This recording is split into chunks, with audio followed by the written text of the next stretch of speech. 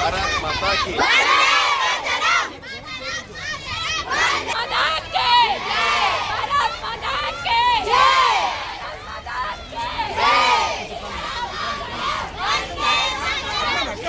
నమస్కారం। ఈరోజు సర్దార్ వల్లభాయ్ పటేల్ గారి 150వ జయంతి సందర్భంగా కర్నూలు పార్లమెంట్లోని ఆదోని నియోజకవర్గంలో బ్రహ్మాండంగా ర్యాలీ నిర్వహిస్తూ ఉన్నాం ఎమ్మెల్యే గారి ఆధ్వర్యంలో। ముఖ్యంగా ఏమంటే ఆనాడు మనకు స్వాతంత్రం వచ్చిన తర్వాత మన భారతదేశంలో ఈ హైదరాబాద్ లాంటి నిజాం ప్రభుత్వంలో ఉన్నటువంటి ఈ సంస్థానాలను ఆయన భారతదేశంలో విలీనం చేయడానికి సర్దార్ వల్లభాయ్ పటేల్ గారు చేసినటువంటి కృషి అంతా ఇంత కాదు, మీకు అందరికి తెలిసిన విషయమే।